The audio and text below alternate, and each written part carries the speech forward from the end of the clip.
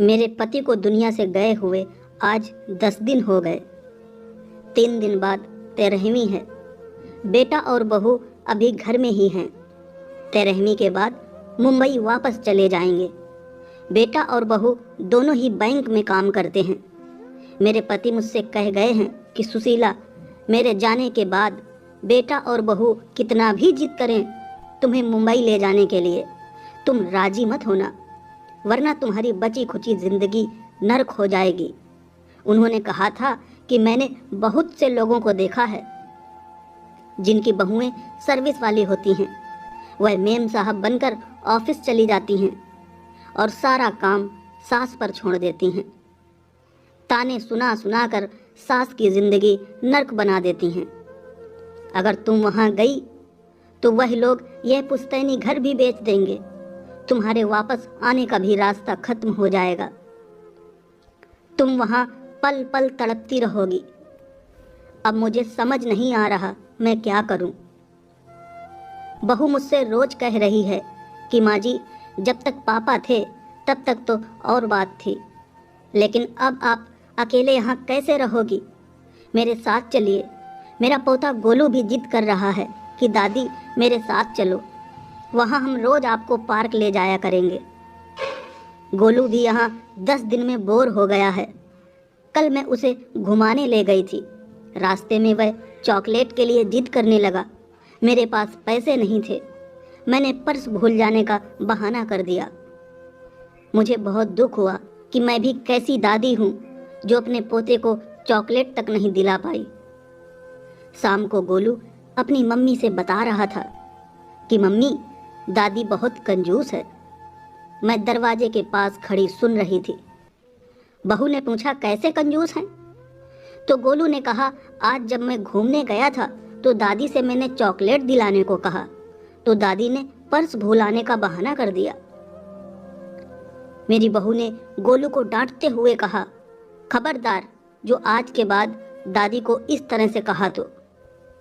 हो सकता है उनके पास पैसे ना हो। मैं काम करती हूँ इसलिए मेरे पास पैसे रहते हैं। अगर मैं काम ना भी करूं तो तुम्हारे पापा मुझे पैसे दे देंगे, लेकिन दादी को कौन पैसे देता है? उनके पास कहाँ से पैसे आएंगे? तुम्हें पता भी है वह कितना दुखी हैं। अभी तक तुम्हारे दादाजी उनका ख्याल रखते थे, अब उनका ख्याल रखने वाला भी कोई नहीं है। सोचो, मैं और पापा तुमसे हमेशा के लिए दूर चली जाऊं तो तुम रह पाओगे? गोलू ने कहा, नहीं मम्मी, मैं नहीं रह पाऊंगा। तो सोचो, दादाजी के बिना दादी कैसे रह पा रही होंगी? उनके घुटनों में भी दर्द रहता है, इसके बावजूद वह तुम्हें घुमाने ले गईं। यह नहीं दिखा तुम्हें? हम लोगों के जाने के बाद कौन ख्याल रखेगा उनका?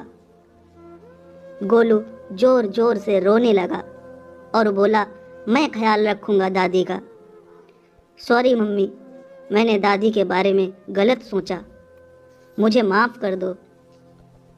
मेरी भी आंखें भर आईं। इतना सुनकर मैं अपने कमरे में चली गई और सोच रही थी, सब लोग पढ़ी लिखी सर्विस वाली बहुओं को बेकार में बदनाम किया करते हैं। मेरी बहू तो गोलू को इतने अच्छे से समझा रही थी कि शायद इतना अच्छा मैं भी अपने बेटे को न समझा पाती।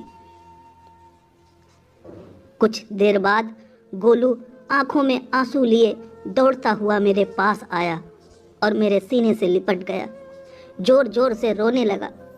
मुझे भी बहुत रोना आ रहा था। मैं पूछ रही थी, क्या हुआ बेटा?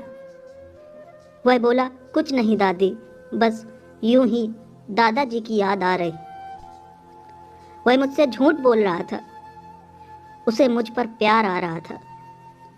अब तो मुझे भी लगने लगा था कि मैं भी गोलू के बगैर नहीं रह पाऊंगी, इसलिए मैंने आज बहू से हाँ कर दी है। गोलू भी जिद कर रहा है कि दादी मेरे साथ चलो। आज मैंने बहू से पूछा कि बहू फिर इस घर का क्या करेंगे? तो बहू ने कहा, माँ जी, यह घर पापा की आखिरी निशानी है, इसे हम कभी नहीं बेचेंगे। मुझे लगा बहू हो तो ऐसी। मैं भगवान से प्रार्थना करती हूँ कि भगवान मेरी जैसी समझदार बहू सबको दे।